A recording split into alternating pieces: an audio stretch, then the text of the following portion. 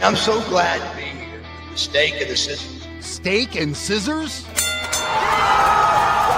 Oh, you mean the wizard CZ and never wrong Nick Bull. You have never hunted something like this. Don't hunt what you can't kill, fella. So it's that kind of wrestling podcast. I want to be the guy throwing snakes at people. Then you found the right place. The podcast by the fan, for the fan. The card subject to change. The surefire first ballot Hall of Famer, Mantar. Here now, your hosts of the Card Subject to Change podcast, the Wizard CZ and never wrong Nick Bull. Hello, everyone, and welcome back to another exciting edition of the Card Subject to Change podcast. Of course, we are powered by Lopez Pizza, New York style pizza served by the slice or pie. If you're in the area, check them out. If you're a wrestling fan, check them out. If you love pizza, check them out. Just if you're in the area, check them out. You love wrestling and pizza, that's the place to be. This is the place to be if you want to talk wrestling fandom, and all the things in between. Welcome to the Card Subject to Change podcast. I am your host, Never Wrong, Nick Bull. Thank you so much for joining us. Along for the ride is my tag team partner. He is the motor that makes this thing run. I'm just the wax that makes it shine, I guess. He is the thing he's the engine that makes it run, man. He is the one. He is the only. He is the Wizard CZ. Wiz, how you doing, bud? I'm doing good, man. There's a reason why Buff referred to us as the steak and the scissors. That's right, steak and the sizzle. I love being the subject of a wrestler joke. Like I felt like I was being ribbed. We got ribbed right? off Bagwell. I mean, that's pretty cool. But It was. Coming at you at a special time today, due to the big game that everybody's going to be watching here in a little over an hour, yours truly included. But we're glad that you're here on this Saturday or this Super Sunday of sorts, joining us here at Card Subject to Change podcast, of course, episode 237. And we've got another first-time guest, CZ. We love guests of all kinds, and we love when those guests come back and repeat. So it's not like we, file them away in special sections. We just love having first-time guests, chatting with people we've never spoken with before. And that's the case again today. Yes. This gentleman we know from Zawa Live. Great athletic young man. I've been watching him for a while, been meaning to get him on the show. We tried getting him on a year or so ago and just things didn't work out. But we are welcoming in the Rockstar Rhapsody himself, Mr. Eori St. Clair. How you doing, my friend? I'm doing excellent. How are you guys doing? Thanks for having me. Absolutely. Glad to have you on board. Welcome to the show. Thank you. Doing great. Glad to have you here. Before I ask you the first question that I ask all our first-time guests, when I say we, myself, CZ, and friend of the show, Stryker, we're at Zawa 150. And I seen you in action, and I'm like, I pointed at you, and I go, we got to get him booked. Because CZ's a booker, and he's like, I already have him booked. And I'm like, son of a bitch, you wizard, you whipped it up already. But no, you caught my eye right away. Glad to have you on the show, but I'm going to ask you the question I ask all other first-timers. Why pro wrestling? What was it for you that drew you in and kept you coming back? So I started watching wrestling, I want to say in 2000. I think that's my earliest memory. I was 6 years old. Okay. And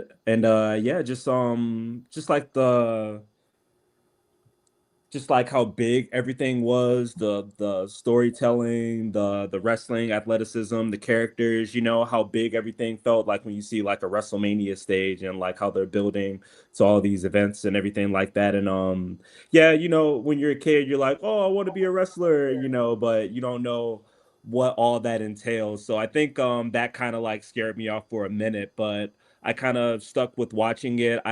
I started video editing wrestling videos actually when I was in the 8th grade and did that all through high school, and just kind of kept with it, kept watching wrestling, of course, kept video editing, but then it was I don't know what it was, but it was around 2015 and 16. 2015, I really loved Seth Rollins' that year. And 2016, I really loved AJ Styles' year, his debut year in WWE. And I don't know what it was, but it was around that time I started thinking like, maybe I might be able to get in there. And then just like I want to say like 4 years later in 2021, actually 5 years later, the stars just kind of aligned when I moved to Oregon, Illinois, and this place where I was practicing drums, Zawa would just so happen to have a show there. And it was one of those things like I just moved in this town with one of my best friends at the time. And this place that I'm practicing drums at just happened to have wrestling. And then like it was like, dude, this is a Stars are sign. aligning. Like it was a no-brainer. And then like, that was in July of 2021. And then like 3 months later, I was running ropes for the first time at Zena Wrestling Academy for Zawa. I want to go back to something you said right at the beginning there. You said you came in around 2000.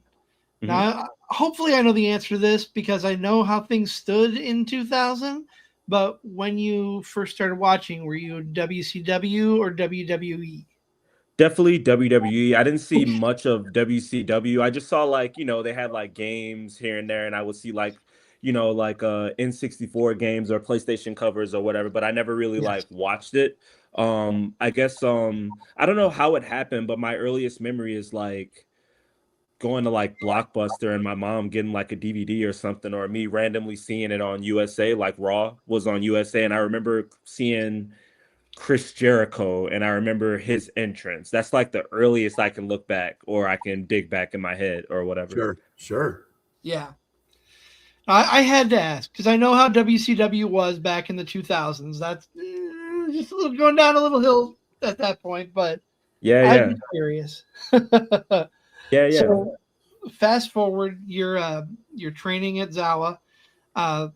What was your training like? What were you expecting going in, and then were your expectations met when you finished? So I mean, I was expecting. I tried to go in it with like limited, not big expectations, just like kind of going with the moment or whatever. But it was definitely that first month was brutal cardio wise. Like little fun fact here. When I first started training, like I ran the ropes for like a minute. I was already throwing up like 2 minutes Oof. after that.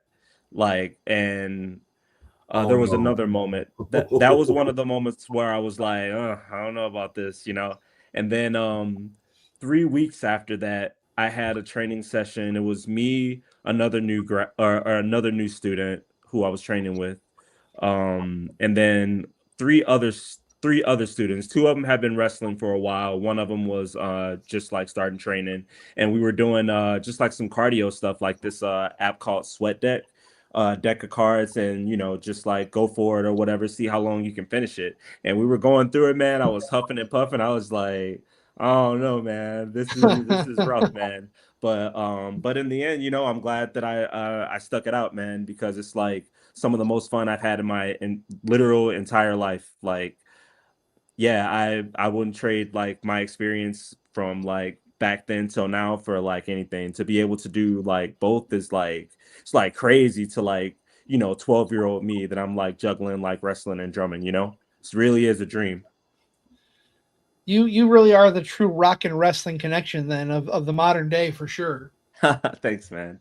What You get what a were the like? Oh, you go get ahead, a man. wrestling match and a drum solo afterwards. I mean, it's pretty it's a pretty cool idea. Thanks, man. I appreciate that. Just like, just showing that like showmanship, showing that I have another hat and another way to hype up the crowd, even like entrance or like in a regular segment or like as like a victory war cry, so to speak, right after the match. You know what I mean? Like nobody's really ever really done anything like that. I mean, you have like exceptions like Boogs did it for Shinsuke's entrance. Uh Chris Jericho's had Fozzy out there a couple of times, but nobody's really Sure. done like the drummer thing and like been like a college trained like drummer, and all that stuff. So trying to just bring something new to the scene and trying to see if it catches on.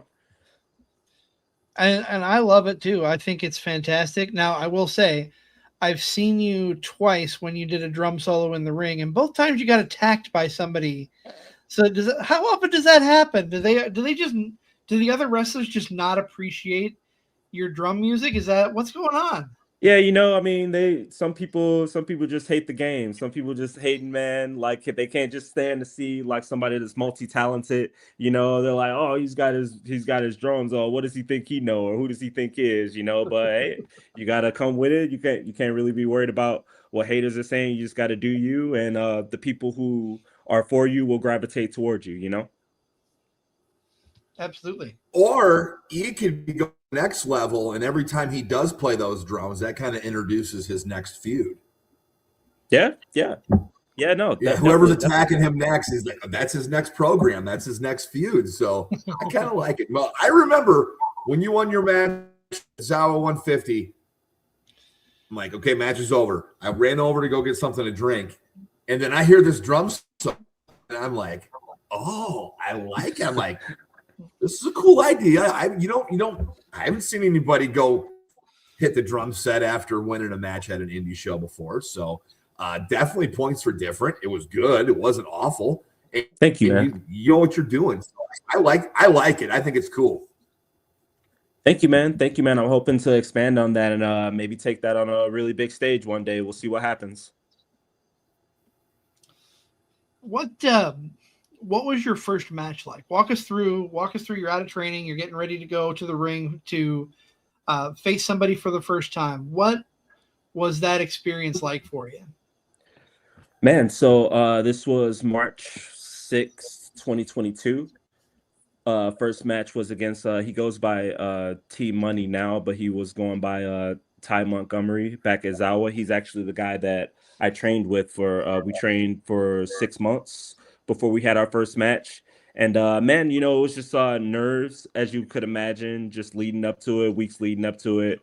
A lot of just like making sure I don't get like gassed out in the ring, making sure my cardio is good. That day it was just like really surreal that I was about to go. Like it was probably like 150 people at the Moose Lodge in Sterling, Illinois. Okay.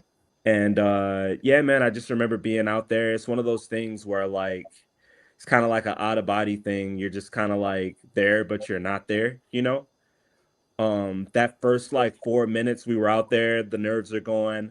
There was like a little bit of nausea going, but then once we got like to minute 5, minute 6, I was like, okay, we're here, we're in it, And yeah, man, that was just really crazy. I just remember thinking like, man, just doing this thing, The crowd was giving us a lot, I thought we did really well, but I feel like us being two new students, like they knew that we were new students going in, but they were really receptive of us throughout the match. They were like, oh, so these dudes like train, these dudes like, we weren't like out there looking like we don't know what we were doing, Not saying we knew everything, but you understand what I mean. We had good trainers to get us to that point and do really well.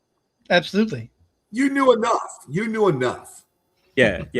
And we got really good compliments on that show. I remember our promoter Zeke was just like, man, that was like one of the better like first time matches from new wrestlers that he'd ever seen before. So really happy about that. Like I had 2 of my best friends drive out to come see it, and they were really just like, man, like, because they've watched wrestling with me growing up and everything like that through school. So them seeing me in that light was just like, oh man, like yeah, it was one of the best nights of my life for sure. Absolutely.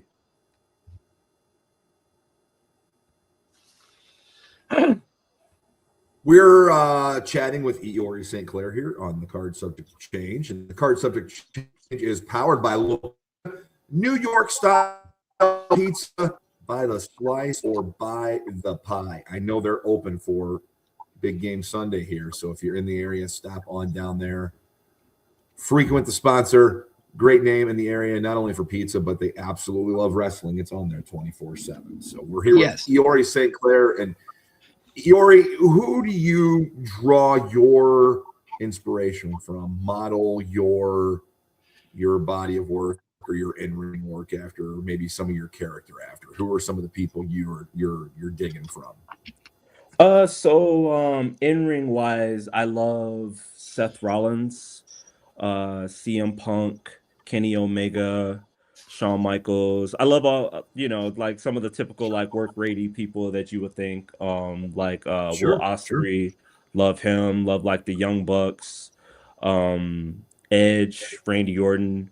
Been pulling from them a little bit lately as far as in ring. Even if some stuff I'm not able to pull off athletically yet, just like a lot of match structure and a lot of like different sequences in the ring. I like to pull from a lot of those different guys, and many more too. Like Dean Ambrose, Roman Reigns. I love those guys too. I could go on and on, honestly.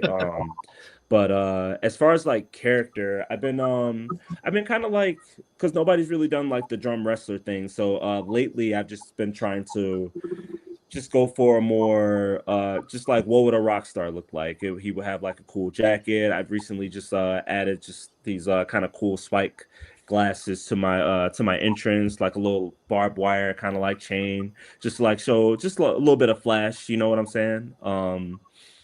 And as far as that character wise, I look at like a Chris Jericho, Jeff Hardy, um it was right on the tip of my tongue. Seth Rollins now, when he comes out with like my outfits aren't as what's the right word I can say? Flamboyant or extravagant as Seth, but just like trying to go in a more bold direction, just to be different. There was one more person that I was gonna say. Really dig a lot of Edge back in like 2006 when he had the rated R superstar gimmick going, just like long locks, just like Rockstar type vibe he had going. There was one more person I was gonna say, and I cannot think of them. But yeah, I would say all those guys that I just mentioned to you. And I'm going to play off of something you said earlier about no one's done the drummer wrestler gimmick before. You don't want to be the next insert whoever here. You want to be the first Eori St. Clair, and I think that's fantastic because you're doing a great job, and I love everything you're bringing to the table. Thank you, man. I appreciate that. Yeah, I don't recall any wrestlers just like playing drum set in the middle of the ring or like, post match, like after they just like had like a 10-12 minute match or whatever like that. So yeah, like I said, I'm trying to take this as big as I can, really, and as many places as I can. And I'm hoping to really catch fire with this like on a bigger stage one day, sooner rather than later. But I have the patience and I'm willing to wait for it because you can't really Bailey, the WWE women's wrestler, has a really good quote that says you can't rush what you want to last forever. So I just try to go forward with that mindset, just trying to be patient and just trying to shoot for what I want. And I know it'll come if I really work for it and I'm patient. Oh, without a doubt. Now, I have to ask, I want to switch gears a little bit. We've talked a lot about your getting into the wrestling business. What brought you into music? Oh, so yeah, I was always a fan of like some of the like WWE music and everything like that. Like when I was like fourth grade, fifth grade, you have your little CD player, your MP3 player, or whatever. But in the sixth grade, they gave us the choice to have band classes, and I was in music class, and I was just like, oh, why don't I give this a shot? And it's funny because the first class that I was in, I was gonna play the trombone, which is totally different from playing drums. But then they took me out because they put me in the wrong section. I was actually supposed to be in a different like category of classes and students, and then they put me back in band, and this is hilarious. This girl that I had a crush on was playing drums. So I was just like, oh, I'm gonna give drums a shot. Forget trombone. And then I just started playing drum set from there. And funnily enough, she's not playing drums anymore. And I stuck with it. I ended up going to college to play drums, and now I'm in a touring band that plays drums, and now I'm wrestling and playing drums. So it's funny where a crush can get you. That's very true. You mentioned listening. And usually a crush leads you down like a road of heartbreak, but it's opened all these doors for you. There was some heartbreak there. There was some heartbreak there too, but it led to the right. It led to the right doors. I will take. You came out better. You came out better because of yes, yes, for sure. Now, you mentioned. Oh, go ahead, CZ. I just want to know. You mentioned listening to the entrance musics of different wrestlers. What were you playing on repeat? Whose entrance was Oh the top man. of the list? Oh man. So I love Randy Orton's Burning My Light, the first Okay. song that he had as a singles. Love, love, love that song. I love This Fire Burns, CM Punk. I love Metalingus, Edge. Those are probably my top three from back around that time. Yeah, for sure. And a lot of the like WWE themes that they had, like like My Sacrifice by Creed, Remedy by Cold, Sure. just like stuff like that from that area. I love all that, like they call it dad rock now. So I mean, I love all Yep. that stuff, Well, man. it's because of guys like CZ and I who are dads now that grew up during that time. So we're just a Very much. little bit older than you, E. Just a little bit. Yep, yep. No, I love all that. I love all that stuff, man.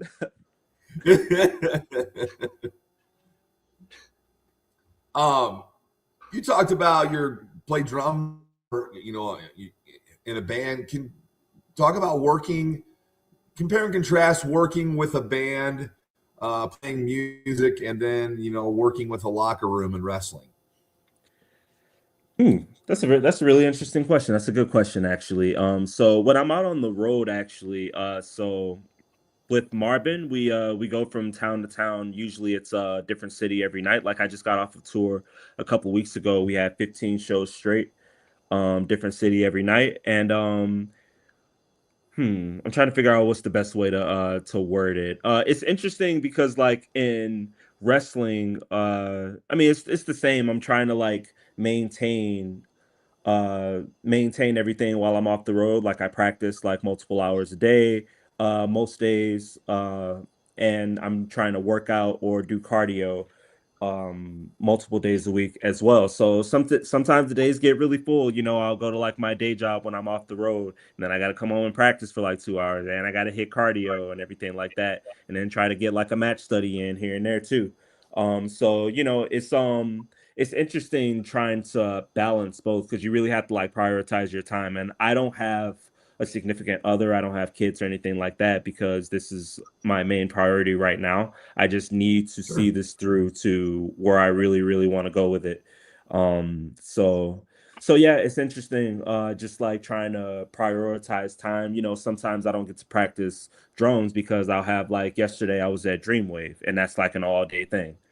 So you don't really have time to fit in drums. But then you make up for it. Like next day, like today, I had my day job, stash dispensary, and then I just did a quick cardio session real fast. After this, I'm gonna practice drums. So you just have to find that time. And if you really want it, you'll make it happen. It's that type of thing. But as far as like the difference, for music, I'm going out there and I'll play for like 90 minutes to 2 hours. But then when I'm wrestling, I'll be out there for like 10 minutes or like at Dreamwave. Felt like a sneeze. I was on the pre-show and it was a 6-person scramble and I was out there for like 6 minutes, you know? Yeah, it's just one of those things like to just be prepared for anything. Like you never know, you could be out there for like a 15-minute match. Like like last weekend I was at the Zawa Rumble and I was out there for like 35 minutes out there in the Rumble, so you just have to gauge where you're at, what you got coming up, and have to prioritize the time. Sometimes you have to look back, like you have to look like 2 weeks ahead and be like, okay, how much drum practice do I need to do because I got another tour coming up, but I got these matches coming up too. So it's a lot of looking at the calendar and seeing where I need to place my priorities and trying to stick through everything. I'm not perfect. I don't claim to be, but I think I'm handling it okay. And I've been doing both since I've been juggling it pretty okay since 2022. You Oh, you've mentioned got it down. Thanks, You've man. got it down. Oof, some days, man, it's rough out here, but we're doing it. We're doing it. you mentioned studying matches, and I kind of want to take this in a two-part direction here. Whose matches are you studying, and on the music side, who are you pulling inspiration from for your music? Oh, sure. For the wrestling side of things, it's like what I told you earlier. I study a lot of Seth Rollins, AJ Styles. That's who I was supposed to say earlier. I love AJ Styles, by the way, and I'm not just saying that because he just retired. But yeah, I've studied a lot of his matches, just like studying, just like what are they doing in the beginning, how are they chain wrestling, their footwork. uh they might use this sequence in that match, but somebody countered it in this match, or they used it early in this match but didn't get it. But how did they get to it differently in this match, and it got a way bigger reaction than it got the first time? Just like a lot of stuff like that, psychology, bumping, how they're landing, so they're not hurting themselves, or just like how they're doing their high flying movements, for dives, just every little thing. As far as matches is concerned, as far as drumming, I pull from a lot of different people. I probably name a lot of people that you guys don't know, but I grew up listening to a lot of jazz music, R&B, hip hop, stuff like that. So like my favorite drummer is a guy named Justin Brown. He tours with a guy called Thundercat and a bunch of other jazz artists as well. But I've been listening to him, and he's been my favorite since I graduated high school in 2012. Um, who else? Got my first big drummer that I loved. His name's Obed Calvir. He's another jazz guy. As far as like rock drummers, I really like the drummer from post-hardcore band Dance Gavin Dance. I like a lot of that stuff. Guy named Joseph Arrington. He's a drummer in just like that post-hardcore scene. Band called Chan. They're an instrumental group. Who else? Who else? Yeah, I mean, I can go on and on. It'd be a lot of people that you guys aren't familiar with, but maybe somebody might hear this and be like, "Oh, maybe I'll check these drummers out," and then it changes their life or something. Never know. You never know. I mean, somebody could be hearing it and be like, "Hey, I've heard of that person." So you never know. But no, that's cool, and I think that's what makes music great is you can draw from so many different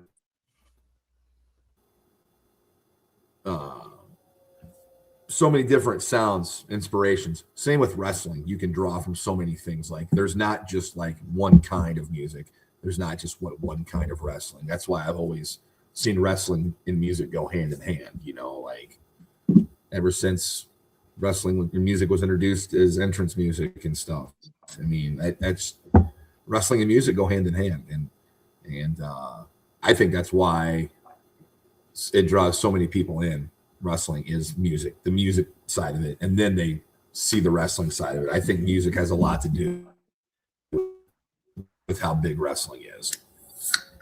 No, for sure. And definitely like theme songs don't really, I mean, some people have really good theme songs that fit the characters now, but back in the day, man, they just used to have so many great theme songs that just get you like really hyped, and that just like blends your just like seeing that great music with like the entrance videotron of the person's highlights, and then adding their character and what they're doing. Just a mix of all that just makes the characters feel so big. And I think that's a lot of the thing that drew me into is just like those big entrances with their badass highlights going. Like I would love seeing like Triple H or like Edge's entrance, or like you got like man, Undertaker's entrance when he like back in like, I mean, throughout his whole career, but when I was like, let's say in 2004, I'm 10 years old, and it's my first time being a fan and watching live and seeing like dead man Undertaker, like dead man, like scary Undertaker. And as a 10-year-old, he's coming down, the smoke, the lightning, the Tron with like the spooky, like demonic, like stock footage of him and the eyes. Dude, all of that just did so much, man. And they don't do a lot of that anymore, And it's not just about it's not just about like the entrances. You look at the match builds, you look at any pay-per-view, there is at least one highlight video to build up to a match. And I'll say that I'll die on this hill to the end of my dying day. Best one is My Way from WrestleMania between The Rock and Stone Cold, 100%. But amazing. That's part of it too. The connection with the wrestling and the music, those highlight packages just bring something out of everybody as well. Absolutely, man. how we go ahead. never got Saliva performing Batista's "I Walk Alone" is beyond me. Like, that's the biggest swing and miss music opportunity, in my opinion. I think that's like, I'm not even a huge Batista fan, but that theme song is so badass. Dude, when he comes out, like I said, the Tron's going, man, he's coming out with the big gold belt. And when the drop happens in the song and he does the pyro right at the perfect time, it's amazing, man. It is. Yep, it is for sure, man. Yeah, dude. Yeah, I think a lot of that is some people still have that grandioso type of entrance like that feels big, that feels like superstar. Like I really loved Roman Reigns and Head of the Table, his heel song when he was doing when he was the champion or whatever. That song felt like, it feels like it's supposed to be played in an arena. You just feel like it's a big time match about to happen. Yes. Yep, it felt epic. Like, when you heard that, it was a big deal. He's here. Yes, exactly. It was a big deal. Yep. I'll ask you this, since we're talking about entrance themes, I don't know how to word this. So everyone's entrance now seems a lot more generic than it used to be.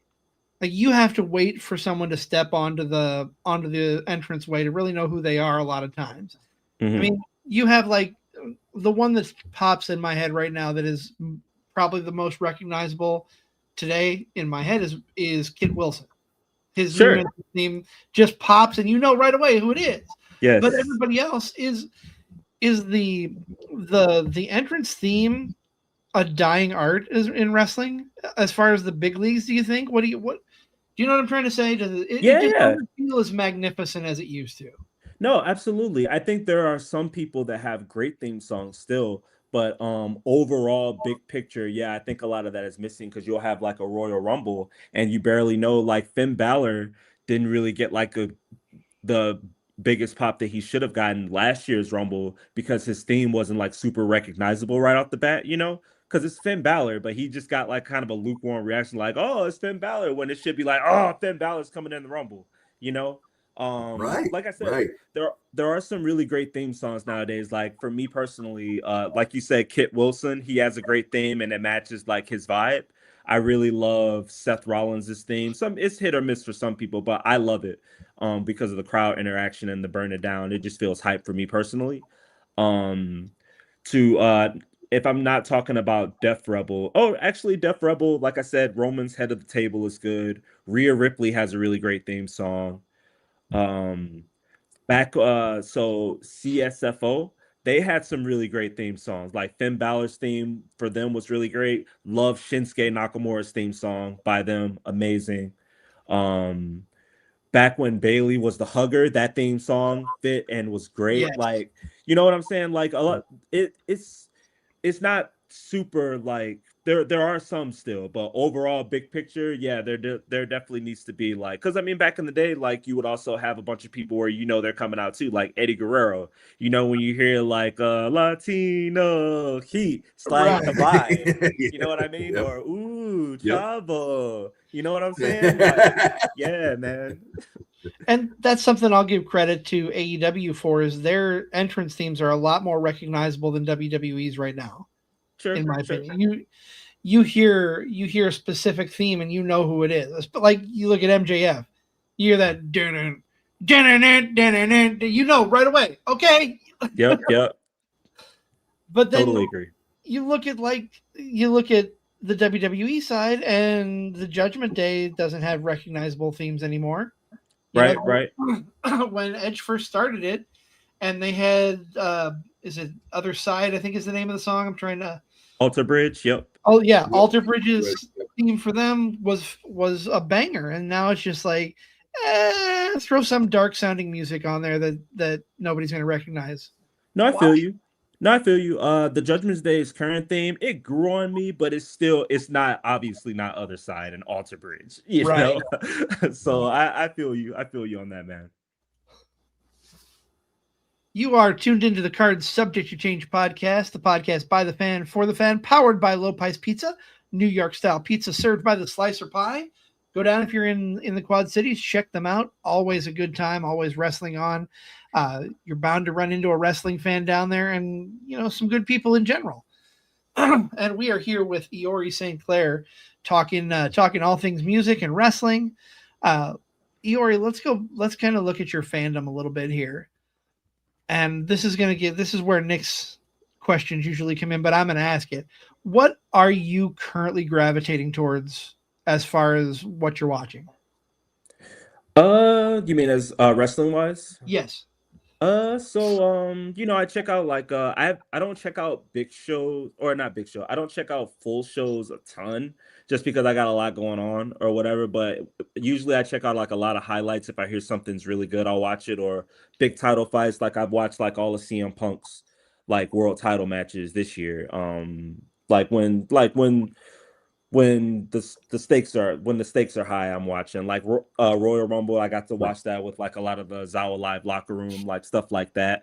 Yeah, sometimes I just try to watch like I said, when I'm match studying, I try to go back and see, like sometimes I watch really obscure stuff, like stuff that nobody talks about, like I'll go back to a random SmackDown and just see how Seth Rollins works a TV match to 7 minutes, or go back and see how CM Punk worked this random match on SmackDown 2009 and it led to a DQ, but it was 7 minutes. So how did they pace that? How soon did he go for the finish? Did they do a finish? What finishing move? I mean, did they do like a run in? How was his bumping there? Was he like preserving his body? Just like a lot of little stuff like that. So when I'm in a situation like that, I can be like, oh well, if we're leading to a DQ, like this that. So just like watching for those little things, and just trying to see stuff that I've never seen from people that I like, or stuff I haven't seen in a while. Absolutely. Yeah, I understand what you're saying completely. And that kind of leads me into asking this. Do you find it hard now, being in the business, to watch a match and just be a fan? Are you always looking at things from the wrestler perspective as opposed to the fan's perspective? Yes. But I've found that I can do both though. Like, because when I'm watching like big shows like the Rumble or like a WrestleMania, I'm there as a fan, but there's also that part of me is like scoping out the competition and seeing what's on TV and what can I do that's closer to being on TV. So like literally every match that I watch, I'm watching it all and I'm studying it all, and like I'll be in the middle of watching it live and I'll like rewind it just to see like, oh, well, how did he do that? Like, how did he do this safely? How did he land right after that? Or like, oh man, that leapfrog was high. Like, what was his technique on doing that? Like, I remember one time I was watching Randy Orton versus Christian at Over the Limit 2011. And Randy Orton he just hits this like perfect toe touch leapfrog, like tall dude like this, jack dude, like perfect high up in the air. And I'm just like, wait a minute. And I rewound it, like I'm talking like 5 or 6 times just to see his technique and how he's doing it. And then I start looking up how to get legs spread open wider for leapfrogs, and then trying to end up doing that, so it's a lot of that going on. Is there a particular match or a show that, as a fan, you can go back and just watch on end? Yeah, I got a lot of shows like that actually. I really loved, if I had to name off the top of my head, Money in the Bank 2011. CM Punk John Cena's on the main event for that. Amazing. Yep. SummerSlam 2013. Christian Randy Orton, another Christian Randy Orton match on that show. Yes. SummerSlam 2013, because that's got Christian, Alberto, Bryan and Cena, and Punk and Lesnar, all great matches. All Out 2021. Which one's that? That was SummerSlam 2013. That's right. Yep. Mm-hmm. And then what you else? said which one after that? I loved All Out 2021. It's the return of CM Punk versus Darby, the Lucha Brothers and the Young Bucks in the cage. Man, Kenny versus Yep. Christian, and then the Adam Cole Bryan double debut. Man, man, just peak television. It was Well, now pretty good. I kind of want to I go would watch agree that with instead of any sports ball games that are on tonight. I could probably name other shows. I have to sit here and think about it. Like I loved SummerSlam 2016 with AJ, John Cena, Finn Balor, Seth, Charlotte, Charlotte and Sasha was on that, as well as if you go back a couple of months before that, Money in the Bank 2016 with Roman and Seth's return match, John Cena versus AJ Styles for the first time, the Money in the Bank match where Dean Ambrose won and then cashed in, so the Shield were all champions within like a 5-minute span. Amazing stuff. Yes. Yep. Love it. Yeah, I can sit here forever talking about matches and pay-per-views that I like. Awesome. That's what I selfishly kind of do this show for, because I love hearing what other people are watching. So that, I want to go watch that now. Like you said, All Out 21. I was in the building that night. Like that place was electric. It was electric. And then SummerSlam 2013. I haven't watched that show probably in a few years, so I might have to go back and watch that later tonight. So this is the show that gives back and gives us other people stuff to watch. That's what I always wanted to get. I'm always interested in what people are watching. So you've given Never Wrong his newest rabbit hole to go down. That's right. Nice, That's man. right. I can go to a couple of those. So for sure. Yeah, dude. Like I said, I got plenty more too. Like, as far as like events, I'm trying to think of like soul events that I just love to go back and watch. Yeah, it's hard. I have to sit down and like really think about it. But I can name matches all day too. But yeah, man. I got one for you here. What is your wrestling guilty pleasure? Something that I'm like slightly embarrassed about, but I just love it. Sure. I'll give you an example if you're looking for one, and Yeah. or if you want to answer that's what I love Tony D'Angelo on NXT. I loved his cheesy gangster gimmick.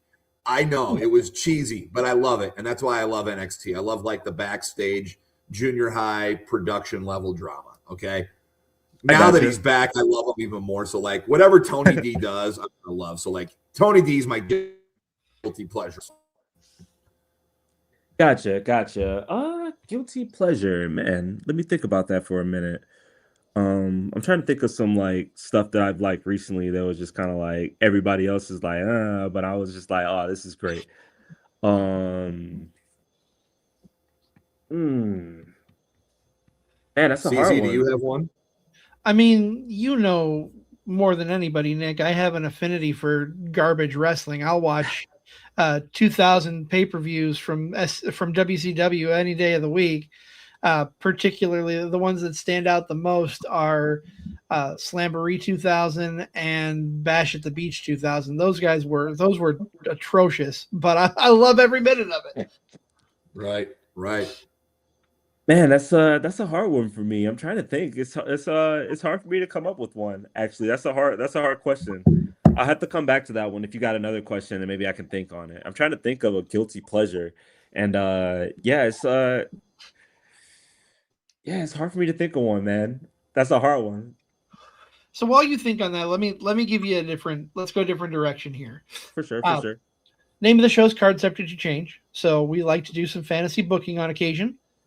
If you could wrestle anyone, anytime, anywhere, who is your dream opponent? Man, I really would have liked to get in there with AJ Styles before he wrapped it up. That would have been really, really amazing. CM Punk, just to like get that face to face with a microphone, and like see if I can like hold up the standard, like a John Cena on the microphone, and in the ring would be great. Like a big time John Cena like WWE title match would have been amazing. Something with Rey Mysterio for sure. Who else? Seth Rollins. I want to wrestle Roman Reigns for sure. Yeah. Yeah, I think that's a good bunch right there. Yeah, I definitely wanted to wrestle all those guys. Be great to get in there with like Kenny Omega. He'll probably knee my face off with that V trigger because man, he lays it in. Um, uh, who else would have been great? Kazuchika Okada is amazing in that big match atmosphere. Um, Tetsuya Naito, yeah, man, that's another thing that I forgot to mention. Those like that New Japan era from like 2016 to 2019 with like Kenny Omega, Tetsuya Naito, Kota Ibushi, um, Kazuchika Okada. Yeah, all those guys during that time, it was just like another otherworldly like wrestling, man. Just like wow, like I've never seen anything like this. These dudes are crazy, you know. Bless you, Nick. Bless you. Yes. Excuse me, man. Woo! No, I heard him talking about that era, and I was nodding in approval. There's some good names listed off there. Some great names, and that's that's something I'm not well versed in. I need to go back and watch more New Japan, particularly from that era, because I know it's a master class in wrestling for sure. Definitely. Yeah, I really love that Kenny Omega Kazuchika Okada series. They had like 4 matches. They're in New Japan stretch anyway. Um, their first match at Wrestle Kingdom, absolutely amazing. I remember it being like 5 a.m. and I was watching it and because I heard like rumblings that it was going to be a good show, and I was just like, man, this is like one of the greatest matches I've ever seen. And then the 2 out of 3 falls match they had 2 years later at New Japan Pro Wrestling Dominion. They went like I think they went like an hour and 7 minutes. Just like one of the best matches I ever seen. Like probably in a top 5, I would say. It's just like absolute insane work, and just like to have the cardio to go that long and the risks that they take, man. It's just like wow, it's amazing. I want to, What? Nick. I'm going to say this a little earlier than we usually do. I want to bring Eori back and have him pick a match for us to pick apart, because that sounds like it'd be a lot of fun. I'd love that. I think so too. Yeah, we'll bring you back down the road. Like we'll just pick out a match and we'll watch it and we'll pick it apart. Like, I'm trying to think here. What I was gonna say, like. Oh, by the way, I low key got my guilty pleasure. Yes. Because I was gonna, if you weren't gonna give me your low key, I was gonna make you tell me what your favorite match of all time was. All right, I mean, I'll do that too. I'll name some of my favorite matches, but the guilty pleasure, right? So I used to play 2K. I mean, I still play it occasionally, but I used to play it a bunch in college, and I used to play 2K18 a bunch. And you do the universe mode, and I used to like play the full show of my rosters, and I used to not think much of it, but Nikki Bella was on my roster or whatever, and her theme song, you can look but you can't touch. You just start like you hear it like when you're playing the matches, you're playing your week to week matches, you start like humming it or whatever, and then you start like actually liking it. So she goes away or whatever, and now whenever I hear it on Raw, I just get this nostalgia and this smile on my face, and I just love it now. Like I'm just like I like vibe and everything. It's so funny, man. So I would say that's my guilty pleasure. I like Nikki Bella now. Not that she was that's bad. All right, man. That's all right. Not that she was That's bad, all right. but she just grew on me, and now I'm just like, oh, I watch Nikki Bella. She's fucking cool.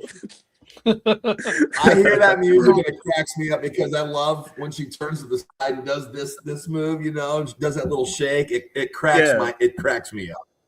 Yeah, no, I'm a Nikki Bella fan for sure. She's cool.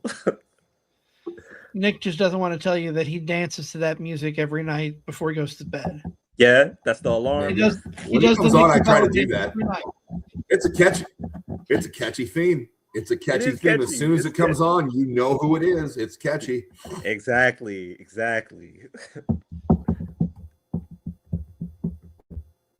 Now going back, Nick did have a good question. You mentioned answering that. What is your top favorite match of all time? Oof, that is a very hard question. Can I get like a buffer of like 5? Yeah, I'll give you that. All right, because I can name more than that actually too. But that Kazuchika Okada versus Kenny Omega match, you could interchange. I'm gonna cheat and use that one as one, but you can interchange the Wrestle Kingdom match and the Dominion match between my favorites. But between one or both of those. Um, Give me a sec. Give me a sec. Give me a sec. Kenny versus Will Ospreay at Forbidden Door 2023. If we're going a little bit older, CM Punk, John Cena, Money in the Bank 2011. Got to throw one of these on there. So I'm going to throw SummerSlam 2000, Edge, Christian, Hardy's, Dudley's. Okay. So that's number 4. Number 5, man, I got so many more matches that I love. But yeah, I'm condensing the list. Number 5, I'll throw it out there. Seth Rollins, John Cena, Brock Lesnar, Royal Rumble 2015. Ooh. Okay. Yeah, favorite triple threat match of all time. That was the match where I was like, okay, Seth's the man, dude. Like, cause he was just like such a big showcase in that match, being there with Brock and hanging with the big guns, because he was like the newest dude in the match as far as like being on TV. And I just thought he just shined in that match. And then like Brock Lesnar, he was in like, I thought that was like a peak Brock Lesnar match, because like he was just coming off of squashing John Cena and breaking the streak. So he was just like in this peak scary form. And like that's another thing about Brock Lesnar that I love, is that like he's one of the only people in wrestling that like when he goes out there, it's a genuine like concern that somebody might get hurt for real, you know? And I'm not just talking about the wrestlers, you know. You know what I mean? Like, and I love that, man. And John that's Cena's the just draw. being John Cena, you know. That's the draw with Lesnar. Like, he is a specimen, and people are gonna watch what he does. I mean, it's a no-brainer. Yeah, man. But I could name like 15 to 20 more matches and even on that, but I'll stop it at that. And that's the thing, matches, wrestlers, all of that is subjective. And for me, I could name 5 matches that I love right now, and next month it might be different. Yeah, It depends on your mood. That's why the Mount Rushmore thing. I know Nick and I have done one Mount Rushmore on tag teams years and years ago at this point, but I'm sure my answers would change now than they were when we first started doing the show, because it's all dependent on your mood and what you think is good at the time. I'm curious of what you guys think. What are you guys' favorite matches? You guys get 5. Ooh, that's tough. So I'm a big Shawn Michaels guy. Nice. So he's got 2 right off the bat, and that's WrestleMania 24, Ric Flair. Okay. Undertaker, WrestleMania 25, and I'll even throw him and Jericho in from WrestleMania 19. Nice. Those 2 mixing it up is fantastic. I don't know if I have 2 more that I can narrow it down to. Nick, I'll let you name a couple, and I'll keep thinking. Before you go, Nick, I will say that I will put that Shawn Michaels Undertaker match on my list too. Great match, absolutely. Okay. I think that's the best WrestleMania match of all time. Actually, should have made bell 25. But go ahead, Nick. No particular order. Bret Hart, Stone Cold Steve Austin, WrestleMania 13. WrestleMania 39, Gunther, Sheamus, Drew McIntyre. It's like 15 matches of absolute ass kicking. It flirts with number 1 daily. It's so good. I could say all 3 of the matches, but I'll pick one. I'll go FTR Briscoes Part 3 double dog collar match. Nice. Any one of those 3 I could pick, as they would all be on this list, but I'll just pick one of them.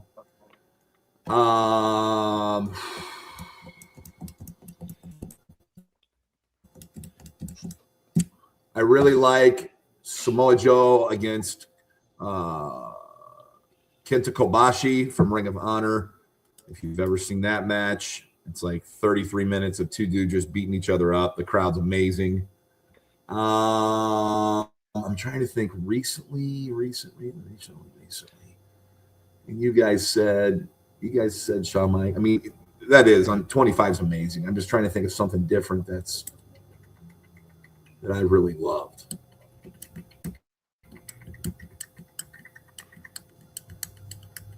Tell you what, I'll give AEW love. I think the best match AEW has ever done was from Revolution 2020. It was right like when the end of the world started. It was the Young Bucks against Kenny and Hangman Page for the tag titles. I think that's the best match AEW's ever done. Like, it was amazing. So I would really throw that. Just random. What's that? No, I was just saying it really was masterclass in tag team wrestling. God, it was great. It was great, and I didn't care who won. I was just watching as a fan, like, wow, this is really good. But gosh, my list changes. My list changes all the time. Same here. Great list, though, guys. Great lists. I'll throw a couple. So I'll finish off my top 5 with it. You mentioned Punk and Cena from Money in the Bank 2011. That just for the moment itself, that's got to be up there. And I'll even go, super recent and say that Cena versus AJ Styles last year, it may have been just a let's see how many finishers we can throw into a match type of thing, but it was really well done. Absolutely. I love that match. Love that match when it happened or whatever. Just them just paying tributes to the wrestlers and their both careers. I mean, we didn't know that we were on an AJ Styles retirement tour, so that match means a lot more now. Right. I thought they were amazing. And it's so funny. Like, I mean, I get that they want to like bow out and go out as like being good still, and they don't want to like look like they're a step behind or like be a shell of them former selves, etc. But man, John Cena and AJ Styles, they can like go another couple years and be box office still if they really wanted to, man. You know what I mean? Yes, very much so. Well, probably AJ Styles more than Cena, because I think Styles' body, he's taken, he hasn't had as many injuries or wear and tear as Cena did. Yeah. Very true. Yeah, I know what you mean. Like, I wish Styles was still around for a couple more years. And I'm a huge Gunther fan, but it's like, gosh, I'm bummed that he's retired. I think he's going to be in TNA for a couple appearances. I really do. For sure. I actually think maybe TNA, but I think he wants to fight maybe like Joe, Omega, and like the Bucks before he hangs it up one more time, because those are his I'd be fine with him and Joe. I'd be fine with him and Joe going. That'd be fine. Hell yeah, man. I want that Omega match selfishly, man. I just need it one time in the modern age. Yeah. Well, we are nearing the hour mark of our conversation with Eori St. Clair, and I know everybody who's watching. I know Nick for sure wants to get done so we can go watch that foosball thing that happens tonight. But before we let you go, Eori, I want to give you a chance. Where can people find you on socials, and where can people find you in the ring movie coming up for you? Yeah, so I'm on pretty much everything. You can just type in Eori St. Clair. That's EORI. On Instagram, it's EORI, excuse me, .Saint ST Clair. No dot in between the T and the C between Saint and Clair, and Clair is CLAIR. You can find me as Everett Benton on Facebook. That's my shoot name, so to speak. That's EVERETTE.